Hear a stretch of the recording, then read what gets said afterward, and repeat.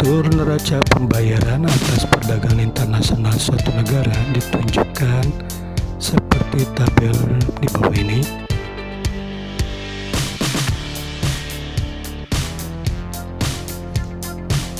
Dengan memperhatikan tabel tersebut, kita dapat menghitung neraca perdagangan atau balance of trade, di mana neraca perdagangan dapat dihitung dengan menggunakan persamaan rumus berikut. POT sama dengan EC sama dengan ditambah IM ditambah UA.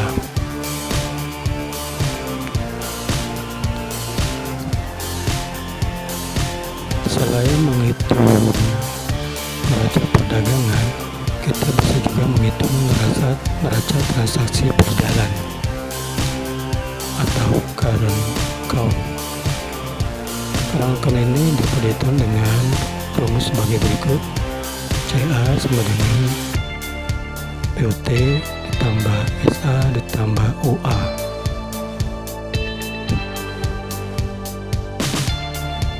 Berdasarkan tabel tersebut, kita juga bisa menghitung kondisi neraca pembayaran internasional. Kondisi neraca pembayaran internasional satu negara dapat ditentukan dan menghitung reserve account atau RA seperti berikut. Berdasarkan tabel di atas, nilai capital import atau CR dapat dihitung dengan hasil sebagai berikut. CR sama dengan 8.500 ditambah 1.800 sama dengan 10.300. Kemudian nilai capital export atau CX dapat dihitung dengan sebagai berikut. CX sama dengan minus 4.100 ditambah minus 10.900, maka CX sama dengan 15.000. Dengan demikian, capital account dapat dihitung 10.300 dikurangi 15.000, maka capital account minus 4.700.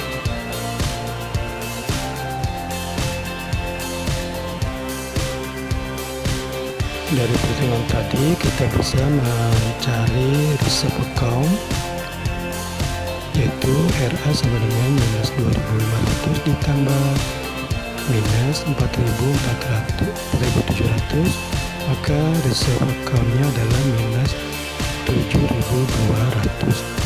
Jadi nilai reserve account bertanda negatif, yang artinya ada pengurangan devisa negara sebesar 7.200 juta dolar Amerika. Artinya negara telah melakukan transaksi perdagangan internasional yang secara keseluruhan jumlah impornya lebih besar daripada jumlah ekspornya, sehingga neraca pembayaran atau BOP negara dalam kondisi defisit.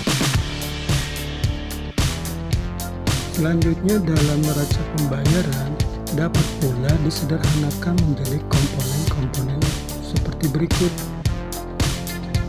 Yang pertama, pinjaman otonom. Pinjaman otonom adalah pinjaman yang disepakati antara dua negara yang bukan diakibatkan oleh adanya transaksi internasional ekspor-impor. Pinjaman otonom ini bertanda negatif jika suatu negara memberikan pinjaman ke luar negeri, artinya ada aliran uang atau devisa dari dalam negeri ke luar negeri.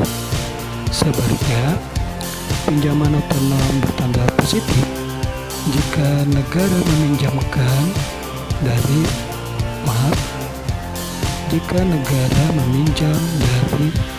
luar negeri, artinya ada aliran masuk ke dalam negeri. Walaupun pinjaman otonom bukan akibat adanya transaksi ekspor-impor, namun pinjaman ini digunakan untuk keperluan memenuhi kebutuhan devisa akibat transaksi ekspor-impor.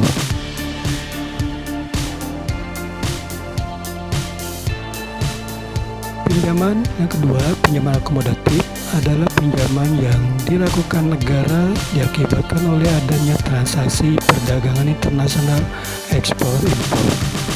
Pinjaman akomodatif digunakan untuk mengakomodasi kebutuhan devisa akibat transaksi ekspor. Pinjaman akomodatif bertanda positif jika ada aliran uang masuk ke dalam negeri atau negara yang meminjam dana dari luar negeri. Sebaliknya, pinjaman akomodatif bertanda negatif ini ketika ada aliran uang ke luar negeri atau negara memberi pinjaman ke luar negeri.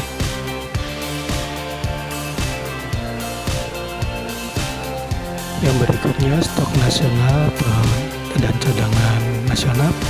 Cadangan nasional ini menunjukkan perubahan cadangan dalam bentuk devisa atau valuta asing yang diakibatkan oleh adanya transaksi perdagangan internasional ekspor impor.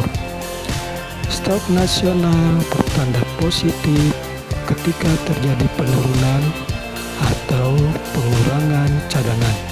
Artinya ada sejumlah devisa atau valuta asing mengalir ke luar negeri yang digunakan untuk menyelesaikan kebutuhan dana akibat transaksi ekspor impor. Sebaliknya, stok nasional bertanda negatif ketika terjadi penambahan cadangan devisa. Artinya ada tambahan devisa yang masuk ke dalam negeri akibat transaksi perdagangan ekspor impor. Tanda positif dan negatif untuk stok nasional berlawanan dengan definisi tanda negatif dan positif untuk pinjaman otonom maupun pinjaman akomodatif. Hal ini dikarenakan dalam pencatatan neraca pembayaran internasional, neraca secara keseluruhan harus seimbang atau saldonya sama dengan nol. Selanjutnya, perhatikan contoh berikut untuk lebih memperjelas maksud dari neraca pembayaran internasional. Berikut contoh soal perhitungan neraca pembayaran dan stok nasional. Contoh soal yang pertama. Coba kalian perhatikan tabel berikut. Dari tabel tersebut bisa dilihat bahwa neraca perdagangan mengalami defisit sebesar 300. Dari data tersebut, negara tidak memiliki pinjaman otonom maupun akomodatif. Nah, agar dapat menyelesaikan defisit tersebut, negara harus mengeluarkan devisa senilai yang sama, yaitu 300. Artinya, stok cadangan berkurang sebesar 300. Jadi, ada uang yang mengalir dari dalam negeri ke luar negeri. Akibatnya stok nasional berkurang. Sedangkan tanda positif agar saldo pada pencatatan neraca pembayaran itu sama dengan nol. Contoh yang kedua berikut adalah kebalikan yang pertama tadi. Kalian bisa lihat di sini ekspornya lebih besar daripada impor, sehingga ini menunjukkan neraca perdagangan surplus sebesar 300. Di sini juga digambarkan negara tidak memiliki pinjaman otonom dan akomodatif. Akibat kelebihan ekspor tersebut, negara mendapat aliran uang devisa dari luar negeri. Artinya di sini ada penambahan stok cadangan senilai 300. Jadi, ada aliran uang masuk dari luar negeri ke dalam negeri, akibatnya stok nasional bertambah. Selanjutnya, agar saldo dalam pencatatan neraca pembayaran menjadi nol, maka perubahan stok nasional harus bertanda negatif.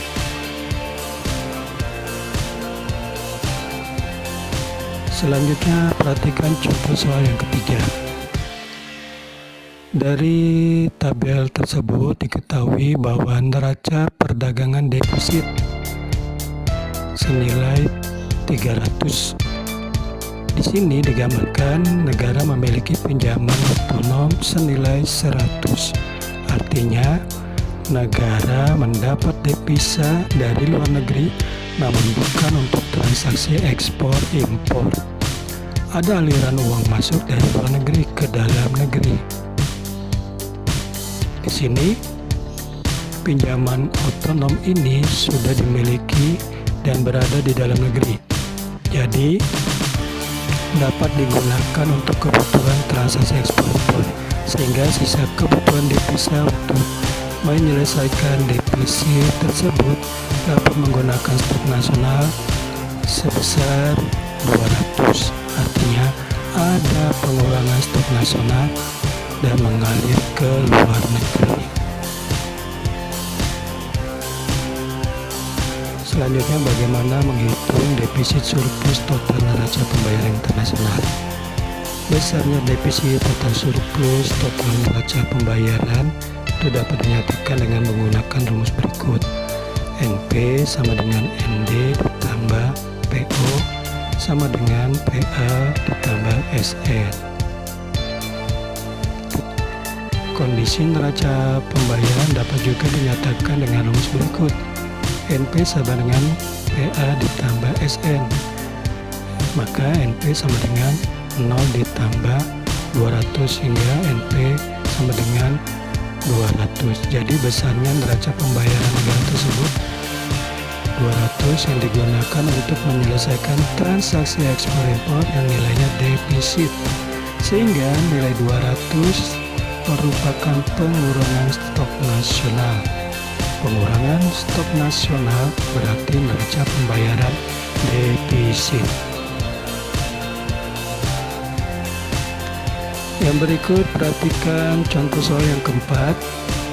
Dari tabel tersebut bisa kita lihat neraca perdagangan mengalami defisit sebesar 300. Namun di sini negara memiliki pinjaman otonom senilai 100, pinjaman akomodatif senilai 150. Di sini negara mendapat pinjaman devisa dari luar negeri yang bukan dari transaksi ekspor impor senilai 100 dan pinjaman untuk akomodasi transaksi ekspor impor senilai 150. Dengan demikian, ada aliran masuk dari luar negeri ke dalam negeri sebesar pinjaman otonom ditambah pinjaman akomodatif, yaitu 250. Lalu bagaimana menghitung defisit surplus neraca pembayarannya? Berdasarkan data tadi, maka dapat menggunakan rumus yang sama, yaitu NP sama dengan ND ditambah PO sama dengan PA ditambah SN, di mana NP sama dengan minus 300 ditambah 200, sehingga mendapatkan neraca pembayaran minus 200. Jadi neraca pembayaran dalam kondisi defisit sebesar 200, atau kondisi neraca pembayaran dapat pula dinyatakan dengan perhitungan berikut. NP sama dengan PA ditambah SN, di mana PA 150 dan SN 50, sehingga NP sama dengan 200. Jadi di sini besarnya neraca pembayaran negara tersebut adalah 200 yang merupakan pengurangan stok nasional sebesar 50 dan pinjaman akomodatif sebesar 150. Untuk soal yang kelima, dari data tabel tersebut diketahui bahwa neraca perdagangan menunjukkan posisi yang defisit, yaitu sebesar 300. Negara memiliki pinjaman senilai 100. Maksudnya pinjaman otonom senilai 100 dan pinjaman akomodatif senilai 150. Lalu di sini negara mendapat pinjaman devisa dari luar negeri yang bukan dari transaksi ekspor maupun impor senilai 100, dan pinjaman untuk akomodasi transaksi ekspor impor senilai 150. Dengan demikian, ada aliran uang masuk dari luar negeri ke dalam negeri sebesar pinjaman otonom ditambah pinjaman akomodatif. Artinya di sini 100 ditambah 150 sebesar 250.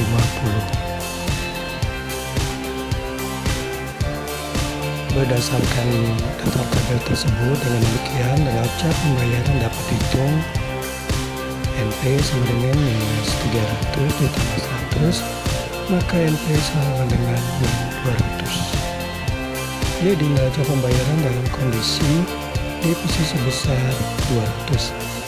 Atau bisa juga dihitung kondisi neraca pembayaran sebagai berikut. NP sama dengan PA ditambah SN, di mana NP sama dengan 150 ditambah 50, maka NP sama dengan 200.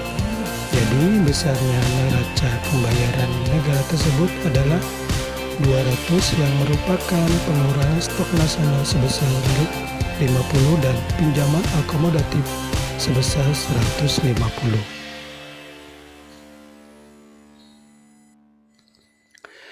Berikut contoh soal yang ke-6. Perhatikan tabelnya. Dari tabel tersebut neraca perdagangan menunjukkan surplus sebesar 400 ya. Jadi posisi neraca perdagangan itu surplus 400, di mana nilai ekspornya lebih besar pada nilai impor. Sedangkan kondisi neraca pembayaran internasionalnya adalah sebagai berikut. NP sama dengan 400 ditambah minus 150, maka NP-nya adalah 250. Jadi di sini neraca pembayaran berada dalam kondisi surplus sebesar 250. Jadi kondisi neraca pembayaran negara tersebut adalah surplus 250 yang terdiri dari penambah stok nasional sebesar 150 dan adanya pinjaman akomodatif yang diberikan kepada negara, maksudnya kepada negara lain sebesar 150.